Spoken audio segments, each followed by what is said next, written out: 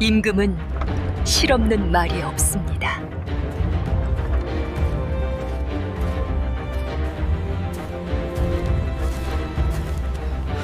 당신과 결혼하기 위해 왔습니다. 살면서 이런 말 한 번쯤 들어보셨을 겁니다. 저 집 딸이 왜 저런 남자한테 가실까? 집안도 좋고 얼굴도 예쁘고 가진 것도 많은 여자가 도무지 이해가 안 되는 선택을 할 때 우리는 그렇게 말합니다. 눈이 멀었다고, 철이 없다고, 아니면 무언가 사연이 있겠지 하고 고개를 젓습니다. 그런데 오늘 제가 들려드릴 이야기는 그게 진짜로 있었다는 겁니다. 그것도 1500년 전 고구려에서 왕의 딸이 고구려에서 네로라 하는 최상위 귀족 집안의 혼담을 발로 차고 스스로 나라에서 제일 유명한 거지에게 찾아가 청혼을 했습니다. 그 남자 이름이 온달입니다. 온달, 여러분 다 아시죠? 평강공주와 바보 온달. 어릴 때 동화책에서 한 번쯤 읽어봤을 그 이야기입니다. 그런데 이게 동화가 아닙니다. 삼국사기 10전, 고려시대 김부식이 쓴 정사 역사서, 거기에 그대로 기록되어 있습니다. 공주가 혼담을 거절했다. 왕이 화를 냈다. 공주가 걸어나갔다. 산속에서 온달을 찾아 청혼을 했다. 온달이 귀신이라고 도망쳤다. 공주가 문 앞 흙바닥에서 노숙을 했다. 전부 다 기록입니다. 동화로 포장되어 있어서 그렇지 이 이야기의 실체는 전혀 다릅니다. 오늘 저는 여러분께 그 실체를 보여드리려고 합니다. 평강공주는 왜 그 선택을 했을까? 바보라 부리던 온달이 어떻게 고구려 최고의 장군이 되었을까? 그리고 이 두 사람의 이야기가 왜 1500년이 지난 지금까지 사라지지 않고 남아있는 걸까? 끝까지 보시면 압니다. 오늘 고구려로 가겠습니다. 우선 10회부터 짚고 가겠습니다. 평강공주와 온달이 살았던 6세기 고구려. 이 나라가 어떤 나라였는지를 먼저 알아야 이 두 사람의 이야기가 얼마나 대단한 건지 제대로 보입니다. 고구려 하면 뭐가 떠오르십니까? 강한 군대, 넓은 땅, 아무도 함부로 건드리지 못했던 나라. 맞습니다. 5세기 고구려는 그야말로 동아시아의 패권국이었습니다. 19대 왕 광개토대 왕이 만주벌판으로 영토를 밀어붙였고 그 아들 20대 왕 장수왕이 한강 유역까지 내려와 한반도 중부를 통째로 장악했습니다. 만주에서 한반도까지. 동아시아 지도에서 고구려가 차지한 땅을 보면 신라도 백제도 그냥 숨죽이고 있을 수밖에 없었습니다. 그런 나라였습니다. 고구려가. 그런데 그 고구려가 6세기에 접어들면서 삐걱거리기 시작합니다. 540년대 고구려 조정 안에서 전대미문의 사건이 터집니다. 23대 왕 안원왕. 이 왕의 정실 부인이 후사를 낳지 못했습니다. 왕위를 이을 아들이 없었던 겁니다. 그런데 둘째 부인과 셋째 부인 각각 아들이 있었습니다. 그러니까 왕이 죽고 나면 누구의 아들이 왕이 되느냐, 이걸 두고 두 집안이 전쟁을 벌인 겁니다. 궁궐박도 아닙니다. 왕이 살아있는 궁궐 바로 앞에서 두 귀족 집안이 서로 칼을 뽑았습니다. 이 싸움에서 진 셋째 부인 집안 2000여 명이 목숨을 잃었습니다. 2000명입니다. 궁궐 앞에서. 나라 안에서 이런 일이 벌어졌으니 왕의 권위가 어떻게 됐겠습니까? 땀바닥에 곤두박질 쳤죠. 고구려 조정이 흔들리기 시작했습니다. 그런데 문제가 내부에서만 터진 게 아니었습니다. 551년 북쪽에서 새로운 강자가 등장합니다. 돌궐. 중앙아시아를 제패하고 세력을 키운 유목민족 돌궐이 고구려를 침공합니다. 안 그래도 내부가 흔들리는 판에 북쪽에서 칼이 들어온 겁니다. 거기다 남쪽에서도 움직임이 심상치 않았습니다. 신라와 백제, 이 두 나라가 손을 잡았습니다. 나제 동맹. 서로 경쟁하던 두 나라가 공동의 적 고구려를 향해 동시에 쳐들어온 겁니다. 결국 고구려는 한반도에서 애써 쥐고 있던 영토를 대거 빼앗기고 맙니다. 사방에서 두들겨 맞은 겁니다. 그런데 여기서 끝이 아닙니다. 554년 관산성 전투. 신라 진흥왕이 갑자기 백제를 등에서 칼로 찌릅니다. 함께 싸우던 동맹국 백제를 배신한 겁니다. 백제는 이 전투에서 왕이 전사하는 치명상을 입고 신라는 단숨에 한강 유역을 독차지합니다. 한반도의 힘의 질서가 바뀌었습니다. 고구려에서 신라로. 바로 이 시기에 고구려 25대 왕 평원왕이 즉위합니다. 후대에 평강상호왕, 줄여서 평강왕이라고도 불린 이 왕이 오늘 이야기의 주인공 평강공주의 아버지입니다. 평원왕이 물려받은 나라는 그야말로 사면초가였습니다. 귀족들은 피를 흘리며 싸웠고 북쪽은 뚫렸고 한강은 빼앗겼습니다. 백성들은 굶주렸고 왕실의 권위는 바닥을 쳤습니다. 평원왕은 우선 민생을 다잡는데 힘을 쏟습니다. 굶는 백성에게 식량을 나눠주고 농사를 권하고 따뜻한 옷을 만들어 입힐 수 있도록 했습니다. 대규모 국가사업은 천재지변이 심할 때는 잠시 멈췄습니다. 백성이 먼저였습니다. 조금씩, 아주 조금씩 나라가 안정을 찾아가던 그 무렵이었습니다. 평원왕에게 생각지도 못한 골칫거리가 하나 생깁니다. 눈에 넣어도 아프지 않은 하나뿐인 딸, 평강공주였습니다. 이제 두 사람을 제대로 소개해드릴 시간입니다. 먼저 평강공주입니다. 평강공주, 이름부터 짚고 가겠습니다. 많은 분들이 평강을 공주의 이름이라고 알고 계십니다. 그런데 아닙니다. 평강은 이름이 아닙니다. 고구려에서는 왕이 죽고 나면 시호를 붙였습니다. 25대 왕의 시호가 바로 평강상호왕, 줄여서 평강왕이었습니다. 그러니까 평강공주라는 호칭은 평강왕의 딸이라는 뜻입니다. 이름이 아니라 아버지의 호에서 비롯된 것입니다. 정작 이 공주의 진짜 이름은 역사 어디에도 남아있지 않습니다. 1500년이 지나도록 아무도 모릅니다. 그런데 이 공주, 삼국사기 열전에 아주 선명하게 등장합니다. 첫 등장이 어떻게 시작되냐면 삼국사기는 이렇게 씁니다. 평강의 어린 딸은 잘 울었다. 그게 전부입니다. 첫 소개가 고구려 왕의 딸, 첫 소개가 잘 울었다입니다. 그냥 조금 운 게 아닙니다. 온 나라에 소문이 날 정도로 울었습니다. 백성들이 이 공주를 아예 울보공주라고 불렀을 정도였으니까요. 왕궁 안에서 하루가 멀다 하고 터지는 울음소리에 아버지 평원왕이 어지간히 시달렸던 모양입니다.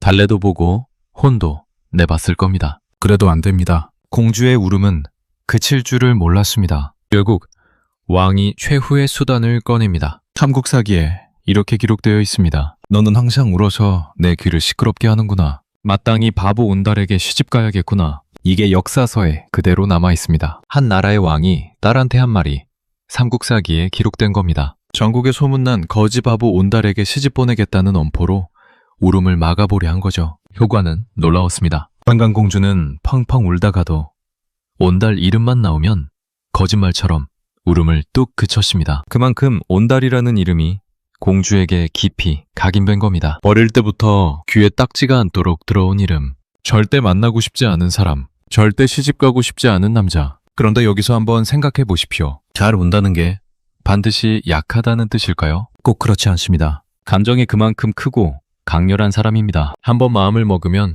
온몸으로 표현하는 사람, 쉽게 흘러가지 않는 사람. 나중에 보시면 압니다. 이 울보공주가 왕의 호통에도, 문전박대에도, 차가운 흙바닥 노숙에도 단 한 번도 뜻을 꺾지 않는다는 걸. 자, 이번엔 온달입니다. 온달을 처음 만나기 전에 삼국사기가 이 사람을 어떻게 소개하는지 먼저 들어보시겠습니다. 너덜너덜한 옷을 입고 해진 신발을 신은 채로 사람들이 모여 사는 곳을 오갔다. 당시 사람들이 그를 보고 바보 온달이라고 하였다. 1500년 전 기록입니다. 그런데 이 짧은 문장 하나로 그림이 다 그려집니다. 기워도 기워도 끝이 없는 옷, 미천이 다 닳아버린 신발, 그 꼴로 시장 골목을 오가는 남자, 사람들이 손가락질하며 부르는 이름, 바보. 한자로는 어리석을, 우구자를 씁니다. 그런데 이 우후자가 꼭 머리가 나쁘다는 뜻만은 아닙니다. 우직하다, 고지식하다, 순박하다, 이런 의미도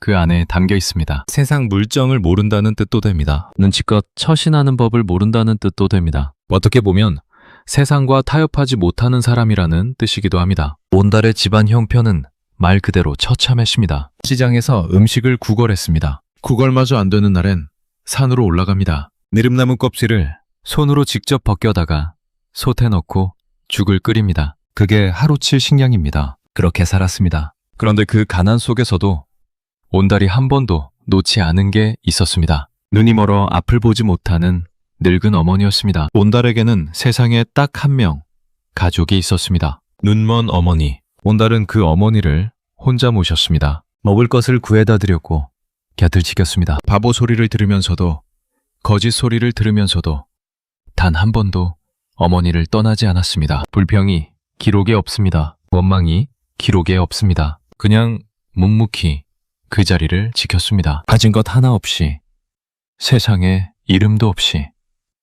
그래도 어머니 곁 하나는 끝까지 지키는 사람. 쉽지 않습니다. 가난하면 자존심도 무너지고 세상에 치이다 보면 가족한테도 날이 서기 마련입니다. 온달은 그 상황에서 그러지 않았습니다. 이 두 사람이 이제 만납니다. 고구려 왕의 딸, 나라에서 제일 귀하게 자란 울보공주, 그리고 고구려 전체에서 가장 가난하고 바보 소리 듣는 남자. 이 둘이 어디서 어떻게 만나는지 지금부터 본격적으로 들어갑니다. 세월이 흘렀습니다. 온 나라에 소문난 울보공주, 평강공주가 어느덧 16살이 되었습니다.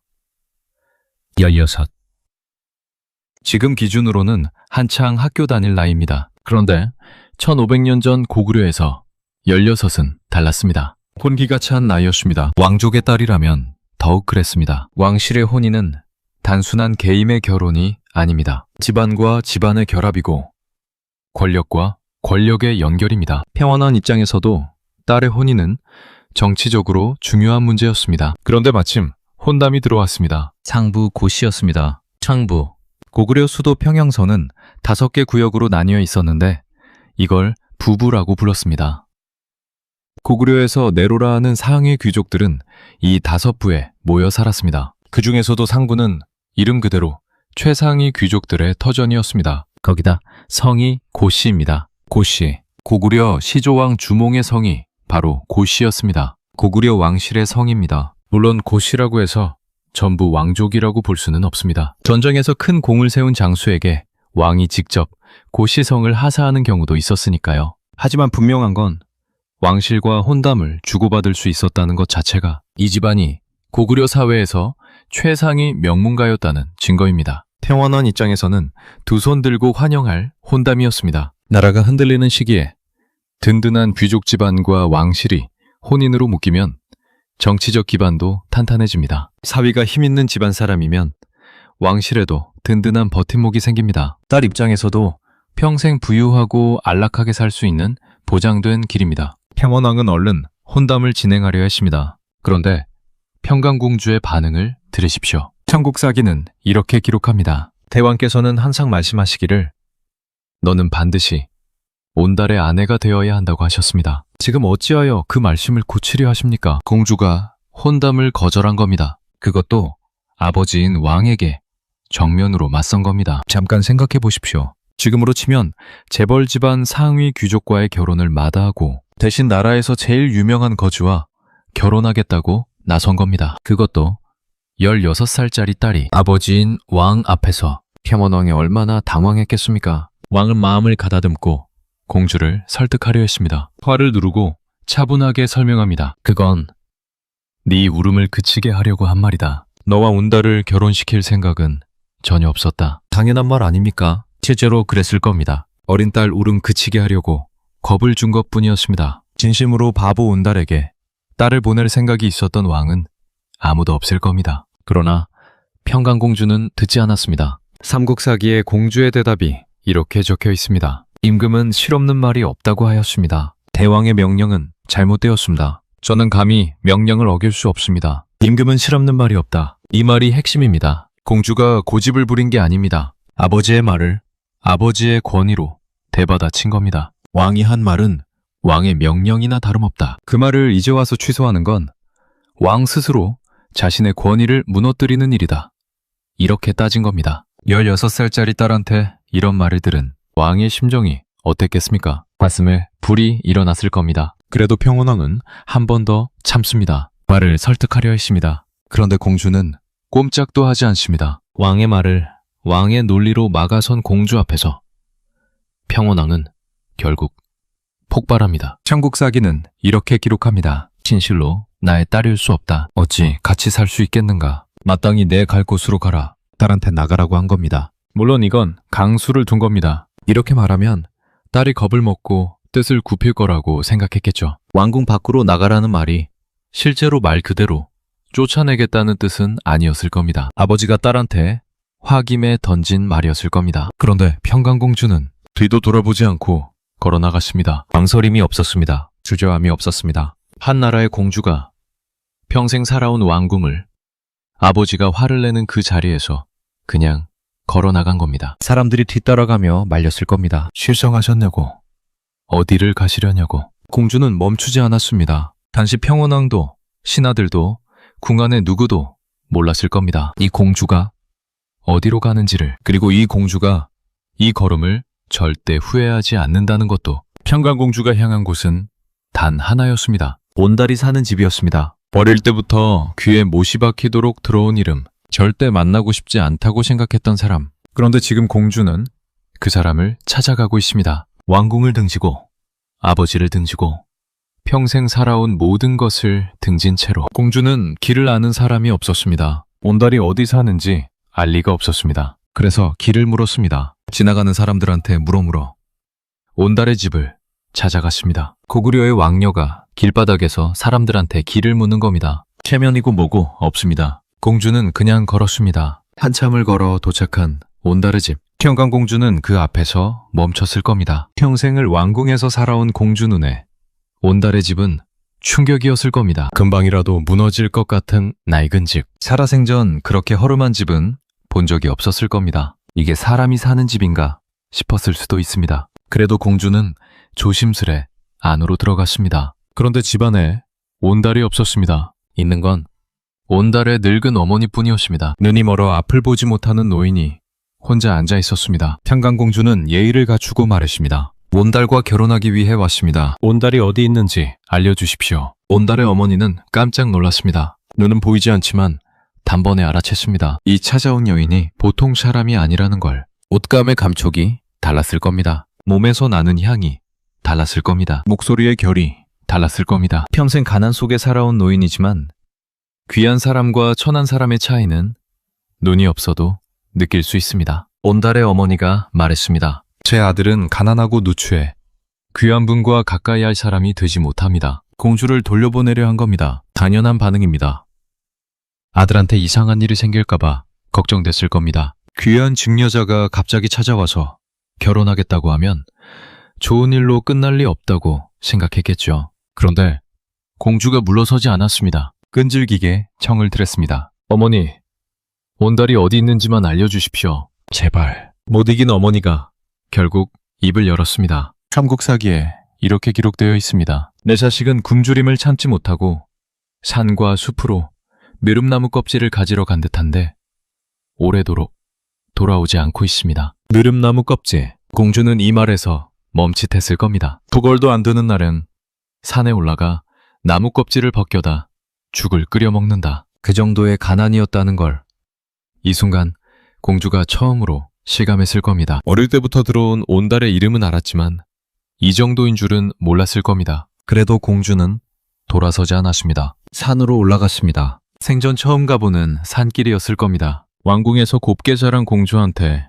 험한 산길이 쉬웠을 리 없습니다. 그래도 올라갔습니다. 포기가 없었습니다. 그렇게 산을 오르다 마침내 온달을 만났습니다. 느릅나무 껍질을 잔뜩 짊어지고 내려오는 남자. 너덜너덜한 옷에 해진 신발. 삼국사기가 묘사한 그 모습 그대로였습니다. 공주가 다가갔습니다. 그리고 첫 마디를 꺼냈습니다. 당신과 결혼하기 위해 왔습니다. 온달의 반응을 들으십시오. 삼국사기는 이렇게 기록합니다. 이는 어린 여자가 마땅히 할 행동이 아니니 분명 사람이 아니고 여우귀신일 것이다. 나에게 다가오지 마라. 여우귀신. 어둑어둑한 산길에서 한눈에 봐도 귀한 신분의 어여쁜 여인이 갑자기 나타나 대뜸 결혼해달라고 하면 온달 입장에서 그게 정상적인 상황입니까? 사람이 아니라고 생각하는 게 당연했을 겁니다. 남자를 홀려 간을 빼먹는다는 구미호. 온달이 생각하기엔 그것밖에 없었겠죠. 온달은 지게를 집어던지고 냅다 도망쳤습니다.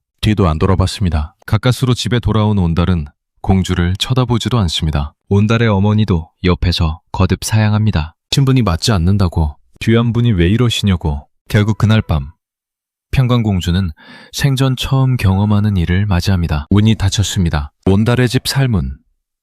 지금의 현관문과 같은 그 문이 공주 앞에서 닫혔습니다. 고구려 왕의 딸이 문전박대를 당한 겁니다. 공주가 그날 밤 잠을 잔 곳은 온달의 집 살문 앞.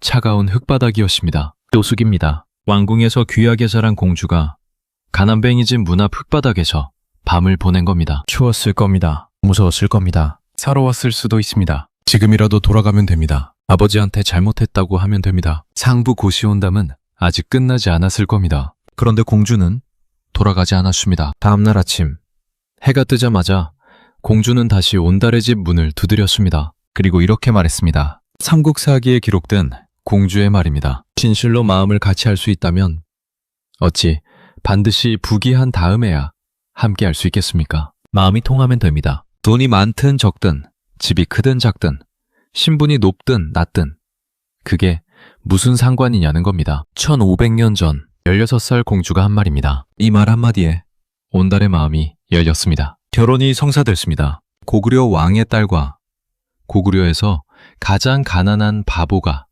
부부가 된 겁니다. 그런데 결혼하고 나서 온달 집에 이상한 일이 벌어지기 시작합니다. 어느 날부터 집 안으로 물건들이 들어오기 시작했습니다. 하나 둘이 아닙니다. 끊임없이 들어옵니다. 이가 빠지고 금이 간 낡은 그릇이 반질반질한 새 그릇으로 바뀌었습니다. 먹을 것이 없어 나무 껍질을 벗겨 죽을 끓이던 밥상에 쌀밥이 올라왔습니다. 고기 국물이 올라왔습니다. 거기서 끝이 아닙니다. 수발을 들고 심부름을 하는 노비까지 들어왔습니다. 온달과 어머니는 입이 딱 벌어졌을 겁니다. 대체 어디서 이게 다 나오는 겁니까? 평강공주였습니다. 공주는 국물 나오기 전에 챙길 것을 챙겼습니다. 은부치와 폐물이었습니다. 왕족의 딸답게 귀한 폐물이 적지 않았을 겁니다. 공주는 그것들을 팔고 바꿔서 살림을 채운 겁니다. 먹을 건, 입을 건, 쓸 건 하나하나 직접 준비했습니다. 찢어지게 가난했던 온달의 집이 순식간에 번듯한 살림집으로 바뀌었습니다. 그런데 평강공주가 준비한 건 살림만이 아니었습니다. 공주는 말을 샀습니다. 말. 그냥 말이 아닙니다. 전쟁터에서 쓸 수 있는 준말이었습니다. 공주는 시장에서 사람들이 병들었다고 버린 말을 골랐습니다. 거려진 말, 아무도 거들떠보지 않는 말. 공주는 그 말을 사다가 직접 먹이고 돌보고 정성껏 키웠습니다. 왜 하필 버려진 말이었을까요? 평강공주는 알고 있었던 겁니다. 제대로 먹이고 돌보면 되살아난다는 것을, 겉으로 보이는 것만이 전부가 아니라는 것을. 어쩌면 온달을 보는 눈과 똑같은 눈이었는지 모릅니다. 말이 건강을 되찾았습니다. 이제 평강공주는 온달을 훈련시킵니다. 활쏘기였습니다. 말타기였습니다. 공주는 직접 온달 옆에서 가르쳤습니다. 왕족의 여인이 무예를 알고 있었다는 것도 놀랍지만 그보다 더 놀라운 건 온달이었습니다. 배우기 시작하자 실력이 빠르게 늘었습니다. 바보라는 소리를 들었던 사람이 활을 잡으니 달랐습니다. 말을 타니 달랐습니다. 우직하고 고지식하다는 건 한번 몸에 익힌 것은 절대 잊지 않는다는 뜻이기도 합니다. 평강공주는 처음부터 이 사람 안에 무언가 있다는 걸 알았던 겁니다. 그리고 마침내 그날이 왔습니다. 고구려에는 해마다 봄에 특별한 행사가 열렸습니다. 3월 삼직날 낭낭언덕에서 열리는 사냥대회였습니다. 이 대회는 단순한 놀이가 아니었습니다. 고구려의 무사들이 한자리에 모여 활솜씨와 말솜씨를 겨루는 자리였습니다. 왕도 직접 나와서 지켜봤습니다. 여기서 눈에 띄면 왕 앞에 이름을 알릴 수 있었습니다. 온달이 출정했습니다. 나라 전체에서 내로라 하는 무사들이 모인 자리였습니다. 귀족 집안 자제들, 전쟁터에서 잔뼈가 굵은 장수들, 그 사이에 온달이 섰습니다. 불과 얼마 전까지 시장에서 구걸하던 사람이 대회가 시작됐습니다. 온달은 달랐습니다. 말을 달리는 자세가 달랐습니다. 팔을 당기는 힘이 달랐습니다. 누가 봐도 범상치 않았습니다. 결과는 분명했습니다. 온달이 1등을 했습니다. 고구려의 최강 무사들을 제치고 바보 온달이 사냥대회 최고의 자리에 선 겁니다. 왕이 온달을 불렀습니다. 바로 평원왕이었습니다. 딸을 궁 밖으로 내쫓은 그 아버지였습니다. 이 사람이 누구냐? 온달이 대답했습니다. 자신이 누구인지를. 삼국사기는 이 장면에서 평원왕의 반응을 이렇게 기록합니다. 왕이 온달을 범상치 않은 인물로 여겼다고. 그렇게 온달은 왕의 눈에 들기 시작했습니다. 그런데 온달의 이야기는 여기서 끝이 아닙니다. 때는 6세기 후반, 고구려의 북쪽에는 강력한 제국이 세력을 키우고 있었습니다. 수나라였습니다. 중국 대륙을 통일한 수나라가 고구려를 압박해오기 시작합니다. 전쟁의 기운이 고구려 전체에 감돌았습니다. 온달이 전쟁터에 나갔습니다. 더 이상 바보가 아니었습니다. 이미 사냥대회에서 이름을 날린 온달은 전투에서도 선봉에 섰습니다. 적군을 상대로 혁혁한 전공을 세웠습니다. 고구려의 병사들 사이에서 온달의 이름이 퍼졌습니다. 외국 평원왕이 직접 인정했습니다. 이는 나의 사위다. 궁에서 내쫓다시피 했던 딸의 남편을 왕이 직접 사위로 인정한 겁니다. 여기서 잠깐 멈추고 생각해 보십시오. 평강공주가 온달을 선택한 건 강정 때문만이 아니었습니다. 공주는 봤던 겁니다. 세상에 바보라고 부르는 사람 안에 있는 것을, 가난과 신분에 가려서 아무도 보지 못한 것을 공주만 봤습니다. 살림을 채운 것도 공주였습니다. 말을 고른 것도 공주였습니다. 훈련을 시킨 것도 공주였습니다. 그런데 정작 활을 당긴 건 온달이었습니다. 말을 달린 건 온달이었습니다. 싸운 건 온달이었습니다. 평강공주가 남편을 만든 게 아닙니다. 처음부터 그 안에 있던 사람을 세상 밖으로 꺼낸 겁니다. 그게 진짜 안목입니다. 그게 진짜 선택입니다. 그런데 이 이야기 여기서 끝이 아닙니다. 온달의 마지막이 남아 있습니다. 온달은 영웅이 됐습니다. 바보 소리를 들으며 시장 골목을 오가던 남자가 고구려의 장군이 됐습니다. 왕이 직접 사위로 인정한 사람이 됐습니다. 평강공주와 함께 살면서 온달은 달라졌습니다. 아니, 정확히는 원래 그 안에 있던 사람이 드러났습니다. 그런데 온달에게는 한 가지 풀리지 않는 게 있었습니다. 한강이었습니다. 우세기 장수왕 시절 고구려가 차지했던 한강유역 551년 나제 동맹의 공격으로 빼앗겼고 신라 진흥왕이 최종적으로 가져간 그 땅. 고구려 사람들한테 한강은 단순한 영토가 아니었습니다.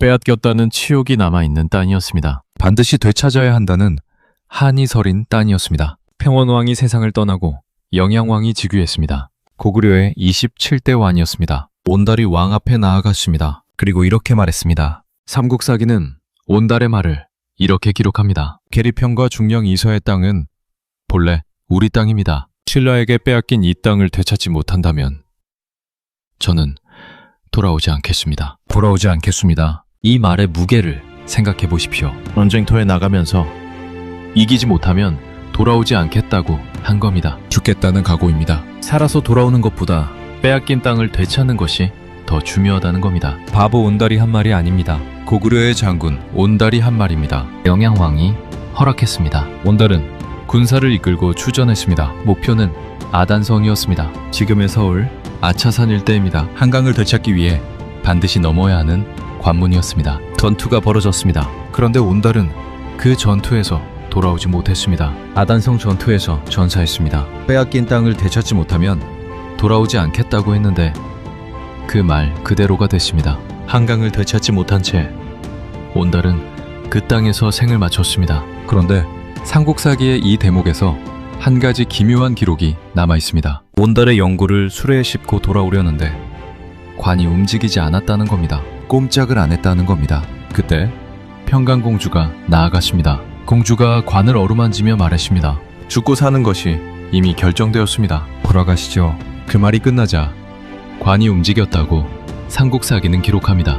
이게 사실이냐 아니냐를 따지는 건 중요하지 않습니다. 중요한 건 이 기록이 무엇을 말하고 싶었냐는 겁니다. 온달이 마지막까지 놓지 못한 게 있었다는 겁니다. 그리고 그걸 놓게 해줄 수 있는 사람은 평강공주뿐이었다는 겁니다. 평강공주의 이후 기록은 없습니다. 삼국사기는 이 장면 이후로 평강공주에 대해 아무것도 적지 않았습니다. 어떻게 살았는지, 어디서 생을 마쳤는지 아무것도 남아있지 않습니다.